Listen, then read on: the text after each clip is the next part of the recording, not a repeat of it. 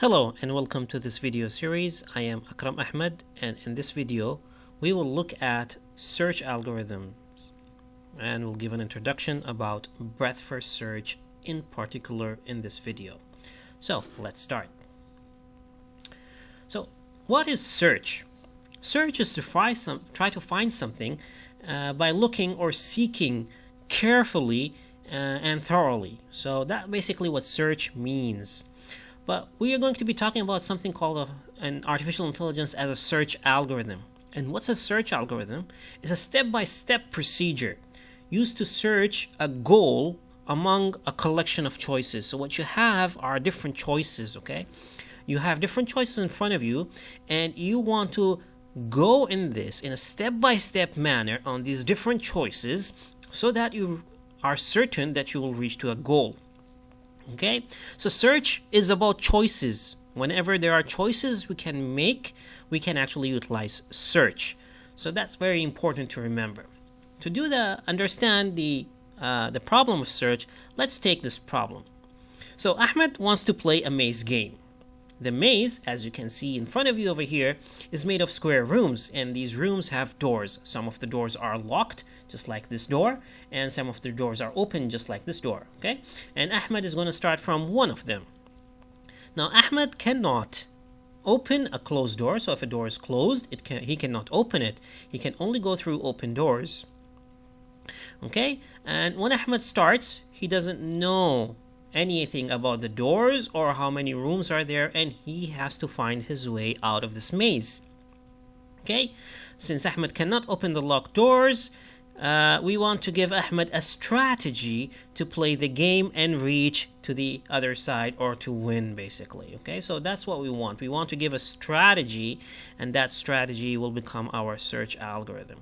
Okay, so this is a simple description of a problem. Let's go ahead and let's talk about search problems. So before we can think of the required steps, what we need to do is we need to represent the problem in some sort of way so that we can actually maneuver it easier. So let's suppose that this is the maze that the full maze that we are looking at, and Ahmed's going to start from the source. He's going to be at room S, and he wants to go to the goal. Okay, so of course, as you know the map, it is very easy for you to guess how to go from the source to the goal. But when Ahmed starts, he has no information about this map, and he's going to see a room with two doors open in it, and then he's going to go and select one of these doors and then go in them and then explore that room. Okay, so we want to give a strategy for Ahmed over here so that he can utilize that strategy, and no matter what type of rooms and connections between them is given, Ahmed, if he follows that strategy, he is certain to reach to the goal if he can actually reach to it. Okay, so that's the most important point. If it's reachable, Ahmed should reach to it. And we're not saying that we need the most optimized way of doing it, but we want a way for Ahmed to do it. Okay, so we want the computer to come up with a way for Ahmed to go from the source to the goal. Okay, so what's the best representation for this? The best representation, as we discussed in earlier videos, is nothing but a tree. So we can actually translate this into a tree where you start from the S, so that will become the root of the tree. And then the S can go to A and B, so you have two children, A and B. If you go from S to A, so S to A, you can go from A to B. Okay, so SAB, you can go SAB, or you can SAD, so SAD, or you can go from SADG and SABC, so SABC and SABCE, so you explore this entire path. And on the other hand, if you start from B, so source SB, you can go SBA, so you can go SBA, notice the path over here, then SBC, SBC, and SBE. Okay, so that's the path that's shown in this line, and then SBADG, SBADG is the final path, and these are all possible paths that Ahmed can actually take within this problem. Okay, so this is the tree of the problem. Now notice when Ahmed starts, he has no clue of this tree. Okay, he doesn't know what this tree is. He's going to explore it as he starts.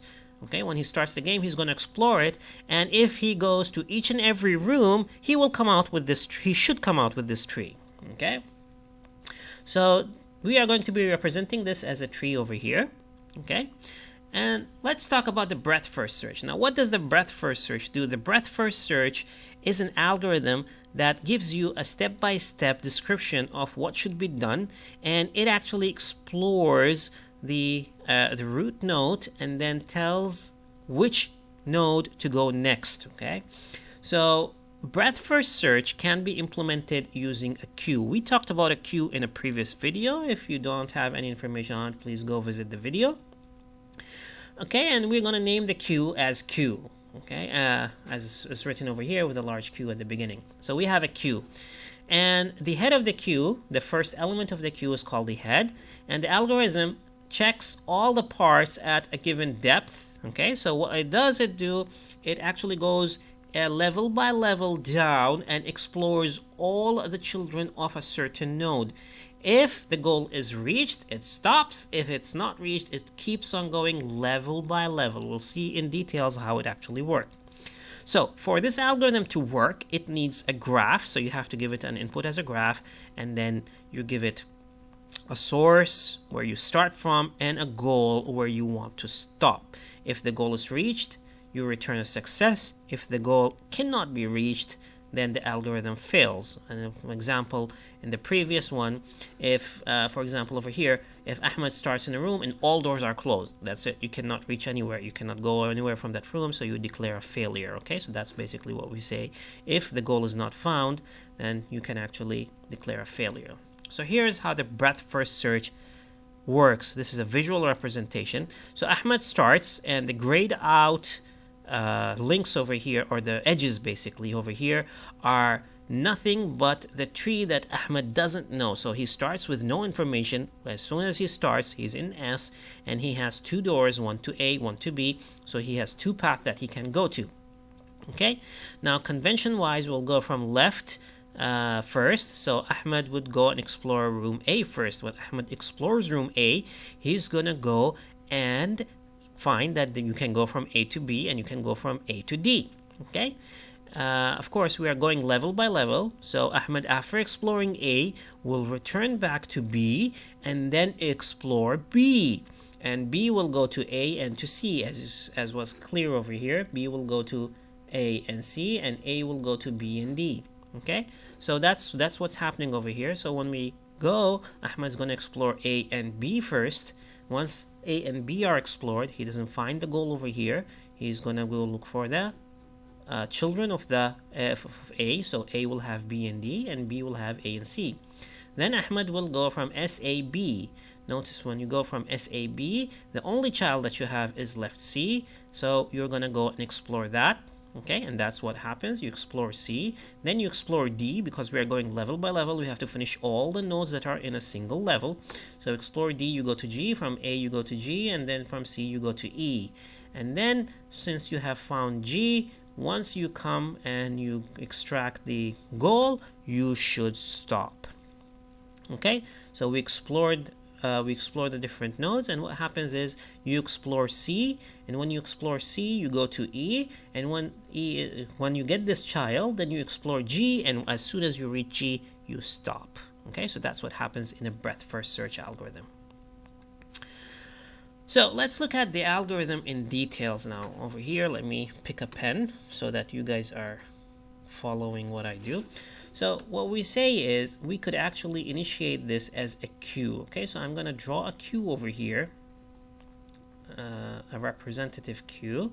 Okay, and this queue will have some elements in it, and just for the sake of this example, we'll go through a few steps, and then you can actually follow on this queue and find the solution. So the steps that we are going to give it to them: first, we're going to ask the Ahmed to initialize the queue with the root. So he starts with S, so we're going to ask him to put S over here. So that's the head. Okay, so Ahmed starts, and since this is the head, okay, so this is the head, I'm going to put an H over here for the head. So I'm going to put an S. This is a queue, so you go stand in the front of the queue. Then we come and check if the queue is empty. So notice over here is queue is empty. So we check the queue. Is the queue empty? No, it cannot be empty because we just added to it the root. We just added the root, so it cannot be empty. So is the queue empty? You go to node, so you go to this path. Okay, and you say, is the head the goal? Okay, so you extract the head and you see, is the head the goal? Is S the goal? The answer to that is no, so you follow on here. Okay, so that's no. So you generate the children of the head, so you generate the children of S. Now if you go back, the children of S are A and B, so you generate A and B, and you add, so, and then what you do is you generate the children, and this is a counter extended node. We want to count how many nodes have we extended, have we explored. Okay, extended node is explore node also, so we add them to 1. And what we do is we delete the head. Why do we delete the head? Because we explored it, so we do not want to get back to it. So we delete this, and this becomes my head now. Okay, so once we delete this, the head is actually over here now. Okay, so this is gone.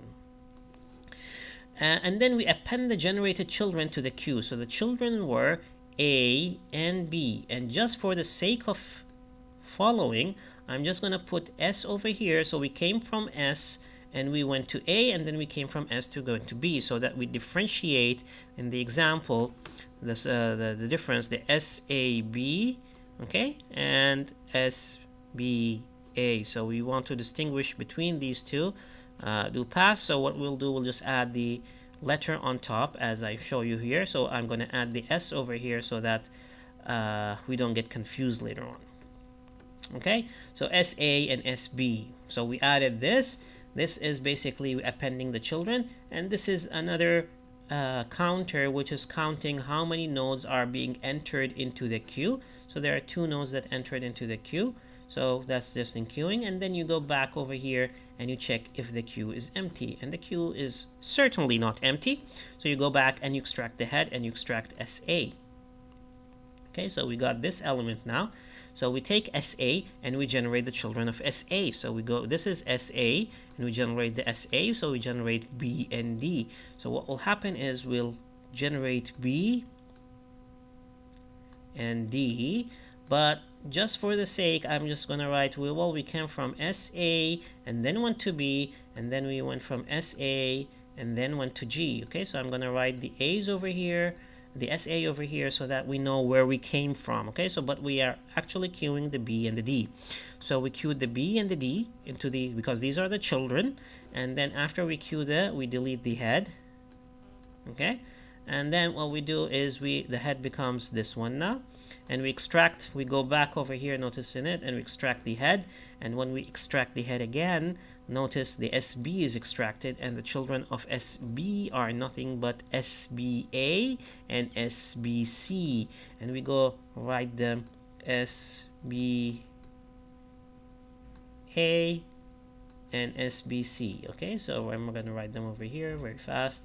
So this is SBC, and we have our children's added, so we delete the head, and of course we're incrementing the counters, which we are not very much concerned about right now, and so on. Notice what happened. We enqueued B and D first, and then A and C, so we are going, notice, level by level. We enqueued A and B, then B and D, then A and C, then in the third one we'll enqueue C, then G, then D and E. I'm not going to write those, but it's going to continue on over here, and you're going to keep on doing this until your head is the goal. So you're going to take this out, then SAD is going to be out, then you're going to keep on moving. All of these are going to be out because we already explored them, and then you're going to be adding SABC, then SADG. Okay, so so this will be SADG. Okay, and then you're going to be, every time you append the children, you're going to keep appending the children over here, and every time you append the children, you're going to delete a head, delete a head, delete a head, and then suddenly you'll come to the G and you reach to the goal, and that will hit you to come over here. This is a goal, and you return a success, and your process is going to end. Okay, of course, if the queue becomes empty, that means there is no goal that you can reach, and that will end, and that will declare a failure. Okay, so this is basically the algorithm, and you can see this is just a flow chart of the idea, and this over here on the left is an algorithm, a full algorithm written, and this is an exact copy of the algorithm that is over here. So you see this, and these are equivalent. As you can see, the q is s. This is the initialize the q with an s, with the root, and while q is not empty, okay, so is empty is going to be, this is a pseudocode now, this is not an actual language that we're writing, but this is how any language would go. If the q is not empty, you go and extract the check if the head is the goal or not. If the head is the goal, you declare a success, so you check if the head is the goal. If that is the case, you declare a success, like what we did over here. We declared a success. Otherwise, what you do, you generate the children C. Okay, so these are the children of the Q head. Okay, so that's what you do. And then this is a counter. You increment the counter by 1 and you delete the Q head. So notice you increment the counter by 1, you delete the head. Then you append C to the Q. You append C to the Q. Now one thing that I forgot to mention is when appending children to the queue, we usually append by lexical order. So basically A becomes before C, C becomes before D, D comes before S, S comes before Z, okay, and so on. Okay, and this is basically another counter that's counting how many nodes are in the queue, and then the end while basically will take you back to this condition, and you're going to check the queue is empty again, or equivalently this is the path that you're actually taking, going back here and checking if the queue is empty or not. Okay, so this is the loop that you can see, the while loop. So this is the while loop over here working and checking, and when the condition becomes true, if the head, you return a success and you stop. Okay, so that's basically the algorithm. Now these are two different ways of representing the algorithm. One is in a pseudocode way, or you can represent the algorithm this way. Now which one you're going to use? Well, of course, in our course in أذكى, you need to do something like this, but when you write something like this should sprout in your brain. That's exactly what you're doing. So they are representation of each other, copy of each other. They're exactly the same, but we like to have this type of representation over this type of representation in أذكى because this is an algorithm, and now you can code this into Python programming or C programming or any programming language that you want. So let's go to this visited node concept. Okay, so notice over here, this is a tree, and this is the same tree. Now there is something that is really odd. So when you start from SA, you go from S to A, and then when you go from A, you go to B, and you go to D. Of course, from S you also go to B. So notice you go from S to A, and from S to B. That's the first level. So when you explore A, you find A goes to D and A goes to B. Okay, that's the first level. So this is the B, and this is the D. And then when you explore B, okay, when you explore B, you find that you go to A and you go to C. But notice that this is basically coming back to a room A that was already explored. Why do I have to go in the future and explore this A? I have already explored it over here. So this is what the visited node actually is saying, that if you have visited node A before, you can actually delete this part, okay, delete this leaf, okay, this entire path, because you have already explored A over here, so you do not need to explore it again. This is a very simple way of doing it. So you're saying, well, I went from here to here and I went from here to here. Why do I have to go from here and explore A again? I explored it already when I came from here, and hence I do not need to explore it. Similarly, you can see the B here and the B here. Okay, so if I explored this B in the first level, I do not need to explore this B, and I can delete this part of the tree out and do not consider it. This will make my algorithm much faster. I don't have to do much of the work. So now my tree becomes start, and this is the concept of visited node. Okay, so the visited node is a very good way of pruning the tree that you have and not exploring redundant paths that you do not need to explore because you explored them before. Okay, so that's what happens in a visited node. Now let's take a look at a Python code. Okay, so here's a Python code, And in this code, what we have is we are importing some libraries at the beginning. Okay, so we have a collection, the DQ. So this is going to be used with the queue so that we can actually extract element from the queues. And then we are going to import the network X library. I talked about this in the previous video, and we generated this graph. So I'm just going to jump over it, and we're not going to be talking about it. Okay, so this is a graph where we have added all the edges and all the nodes. Okay, so these are the nodes and these are the edges. We are adding it to the graph. Okay, so we're asking the program to draw the graph for us, so it's going to show us the graph over here. Okay, we're going to run it and you're going to see another run of it. And this is a class. Okay, so this is a class. And the class has a constructor. This is the constructor of the class where you are basically assigning the graph to itself. And it has a method over here, a function, a BFS method. And it takes two things. It takes the graph itself, the graph class itself, and it takes the start, okay, whatever the start is. So visited is set to null. Okay, so we have not visited any node, and the queue is dequeue the start. Okay, so what we do is we take the start and we dequeue from it an element which is nothing but the root, and we put it into the queue. Okay, and then we add to the visited the start. We say we have the root, for example, in our example here is visited, and we say if we ever come to this room again, we are not going to explore it again because we have already explored it. We'll go to a path that was not explored and start exploring there, but we're not going to explore the room again. Okay, and then you say while queue. So if the queue is not empty, you take a node out, and this is the head of the queue. This is how you do a pop on the left. Okay, so you're popping the element on the left, which is nothing but the head, and then you print that element. And for all neighbors, which are the children of this for this node, you say self graph current node. Okay, so basically you're looking for all the nodes in the graph, the neighbors of that. If the neighbor is visited, so you check if you visited this neighbor or not. If you did not visit that room, you append that room to the queue, and you add it to the visited neighbor, so you don't explore that room again. Okay, so this is basically how the breadth first search algorithm is working. Okay, I explained that in details for you in the video before, but this is a simpler type of algorithm to work it out.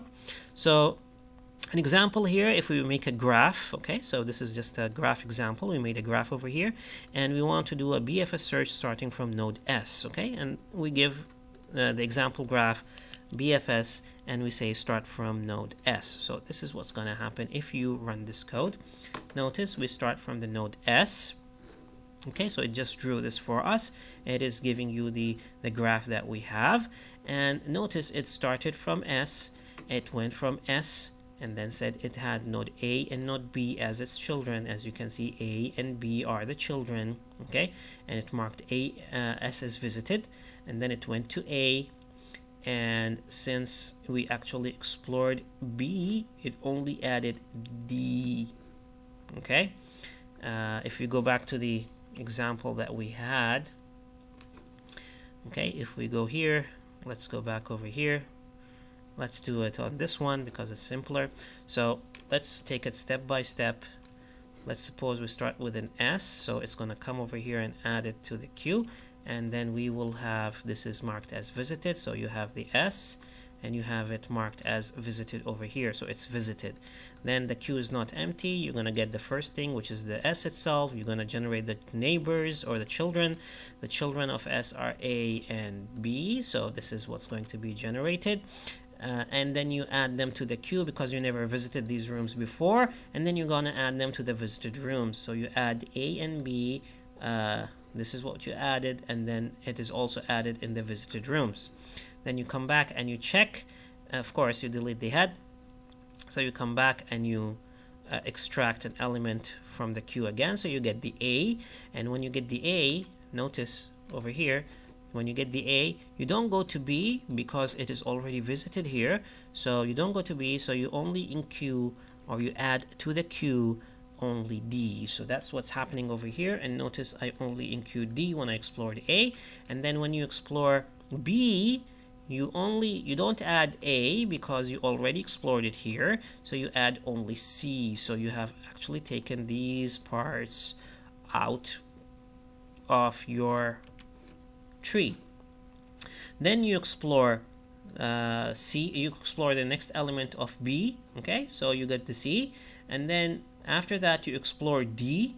When you explore D, notice over here we explore D, we get this G into the element as a new node into it, and then notice that we go to C, and then we explore C and we add E, and then we go and explore G and we find that G is the goal and we stop. Okay, so that's basically what is happening in an implementation of a BFS. Thank you for watching this video, and I hope to see you in another video soon.